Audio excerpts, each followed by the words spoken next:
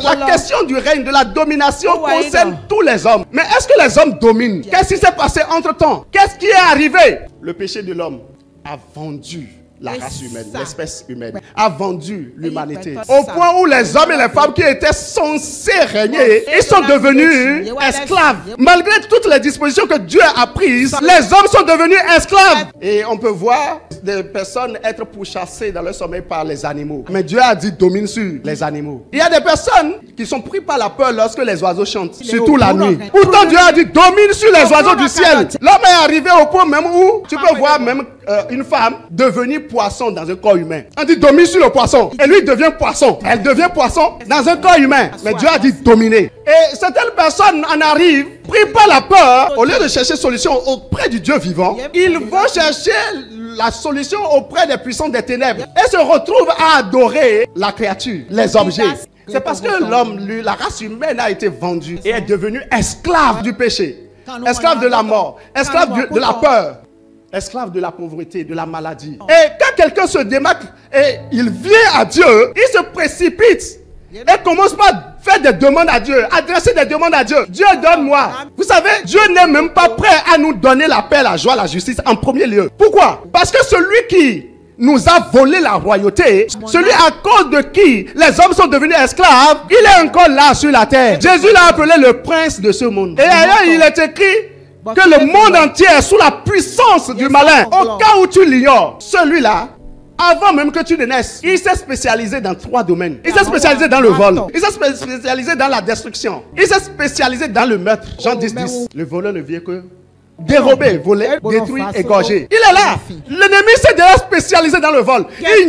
Il a toutes les manières pour voler. N'as-tu pas le sentiment que quand tu demandes quelque chose à Dieu et quand tu trouves, tu as le sentiment que tu es arrivé? Mais ce n'est que question de temps. Oh, ce n'est que question de semaines, de mois, d'années. Il y a un voleur, il est spécialisé dedans. Voilà pourquoi Dieu n'est même pas prêt à nous donner en premier lieu ce que nous demandons. Dieu veut nous rétablir dans le règne. Dieu veut nous rétablir dans la domination. Il veut nous rétablir dans la royauté. Il veut faire de nous rois. Celui qui est roi, c'est lui qui peut jouir pleinement de ses droits. Il peut jouir pleinement de son héritage. Et donc, ce processus, qu'est-ce que Dieu va faire? Dieu va révéler un secret pour devenir roi. Dieu va choisir son peuple, un peuple appelé Israël. Et au travers de Moïse, il va révéler un secret pour devenir roi. Allons rapidement dans Deutéronome 17, verset 15. Moïse va parler à ce peuple. Et Moïse va dire, un jour viendra et tu voudras choisir un roi. Tu voudras prendre un roi à ta tête.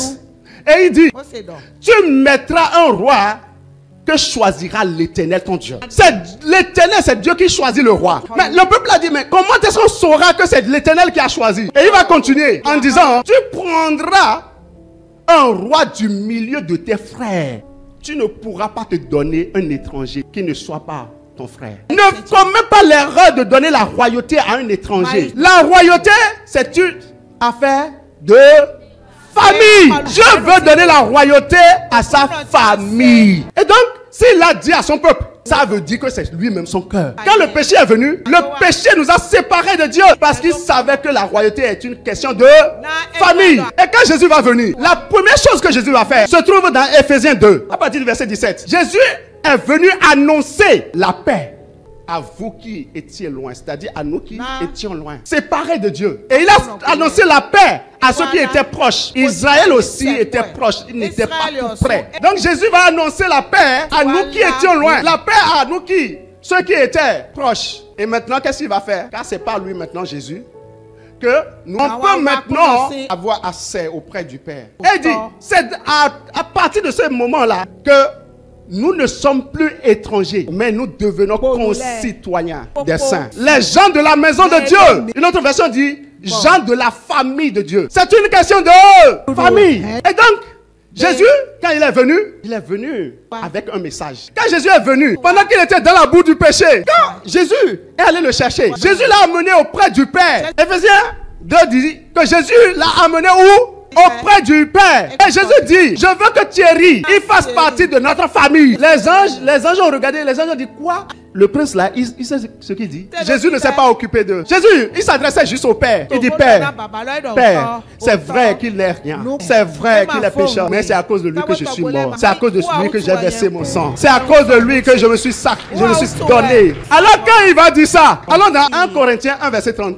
Quelque chose va se passer. Je prends ceci pour représenter Thierry. Le Père a pris Thierry et le Père va faire quelque chose. Dans 1 Corinthiens 1 verset 30, il est écrit, or, c'est pas lui, parlant de Dieu, c'est pas lui que nous sommes en Jésus-Christ. C'est-à-dire, Dieu va prendre Thierry et dire, Jésus, toi, tu es sans tache. Dieu va prendre Thierry et Dieu va mettre Thierry. Oh, Jésus. Mais Thierry, tu es où? Il est en Jésus. Il est en Jésus. Et le passage dit, de par Dieu, lequel de par Dieu a été fait pour nous sagesse. C'est-à-dire Jésus, Dieu a fait de lui notre sagesse. Une fois que Thierry s'est retrouvé en Jésus, Jésus est devenu la sagesse de Thierry. Il a fait de lui sa justice. Il a fait de lui sa sanctification. Une autre version dit Dieu l'a incorporé en Jésus. Une prophétie venait de s'accomplir. Cette prophétie se trouve dans Somme 68. Cette prophétie disait, tu es monté dans les hauteurs, tu as emmené des captifs, tu as pris en don des hommes. Et désormais, même les rebelles vont habiter aussi près de Dieu. Quand il est monté, Jésus va monter avec lui. Et quand il se retrouve dans les cieux, les anges, les 24 vieillards, devant la sagesse de Dieu, ils ont entonné un cantique nouveau à la gloire de Jésus. Et ils ont dit, le lion de la tribu de Juda, le rejeton de David, il est digne de prendre le livre et de l'ouvrir le sceau par ton sang.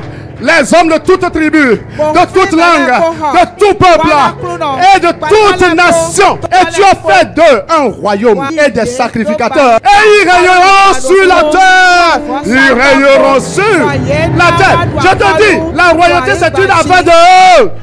La royauté c'est une affaire de eux. Famille. Et cette famille, c'est elle qui est encore appelée le corps de Christ. Et ailleurs, il est écrit qu'il est la tête du corps. À partir du moment où la tête règne, le corps aussi, la main aussi, la taille aussi. Nous nous sommes retrouvés dans la famille par grâce. Il reste une chose. Il reste à demeurer sur le trône, à demeurer dans la famille. Voilà pourquoi Jésus pouvait dire, demeurez en moi et je demeurerai en vous. Et comment on fait pour demeurer? Jean va répondre à cette question dans 1 Jean 4. Verset 16. Pour demeurer, retournez à ce qui s'est passé pour que vous arriviez là. Et Jean va dire, nous avons connu ton amour et nous y avons cru. C'est ton amour qui nous a amenés là. Parce que nous avons reconnu ton amour. Nous avons cru en cet amour que nous sommes maintenant de cette famille. Et il va dire, Dieu est amour. Et celui qui demeure dans l'amour demeure en Dieu. Mais l'obstacle n'est toujours pas levé. Comment on peut aimer quelqu'un qu'on n'a jamais vu, du moins en étant dans ce corps mortel, qui dit, personne n'a jamais vu Dieu. Si nous nous aimons les uns les autres, Dieu demeure en... Dieu dit, on ne peut pas dire qu'on aime celui qui est invisible. Il faut aimer ce qui est visible. C'est pour ça que j'ai fait venir ma soeur, mon frère, et vous êtes ensemble dans une famille appelée Impassante Chrétienne. Porte nouveau. Au travers de mon frère, de ma soeur, j'apprends à manifester l'amour jusqu'à ce que l'amour devienne parfait.